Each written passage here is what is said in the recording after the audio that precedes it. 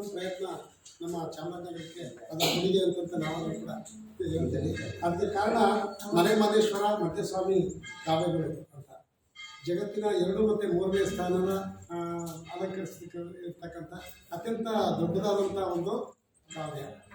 ಹಾಗಾಗಿ ಮಧ್ಯಸ್ವಾಮಿ ಕುರಿತು ಒಂದು ಜನಪದ ಶೈಲಿಯಲ್ಲಿ ಆದಿಜ್ಯೋತಿ ಬನ್ಯೋ ಪರಂಜ್ಯೋತಿ ಬನ್ಯೋ, ಆದಿಜ್ಯೋತಿ ಬನ್ಯೋ ಪರಂಜ್ಯೋತಿ ಬನ್ಯೋ, ಪ್ರಭು ಜ್ಯೋತಿ ಬನ್ಯೋ ನಮ್ಮ ಪರಂಜ್ಯೋತಿ ಬನ್ಯೋ, ಮಂಟೇದ ಲಿಂಗು ಬನ್ಯೋ ಮಂಟೇದ ಒಡೆಯ ಬನ್ಯೋ,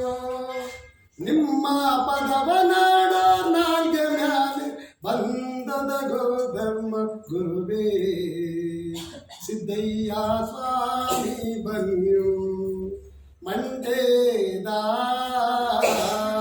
ಲಿಂಗಯ್ಯ ನೀವೇ ಬನ್ಯೋ, ಆದಿಜ್ಯೋತಿ ಬನ್ಯೋ ಪರಂಜ್ಯೋತಿ ಬನ್ಯೋ, ಪ್ರಭು ಜ್ಯೋತಿ ಬನ್ಯೋ ನಮ್ಮ ಪರಂಜ್ಯೋತಿ ಬನ್ಯೋ, 12 ಕಣ್ಣುಗ ಬಂಗಿ ಸೊಪ್ಪ ತರಿಸಿ 6 ಕಣ್ಣುಗ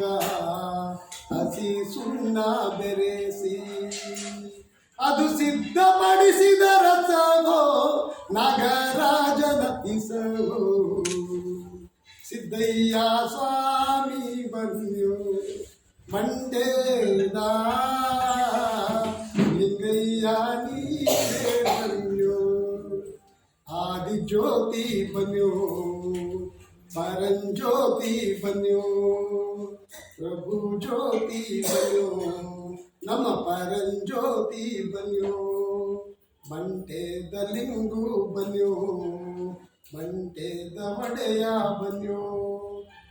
ಅಯ್ಯ ಬಾರದ ಪವಾಡಕ್ಕೆಲ್ಲ ಬಂದದ ಗೋಧರ್ಮ ಗುರುವೇ ಸಿದ್ದಯ್ಯ ಸ್ವಾಮಿ ಬನ್ಯೋ, ಮಂಟೇದ ಲಿಂಗಯ್ಯ ನೀವೇ ಬನ್ಯೋ, ಮಂಟೇದ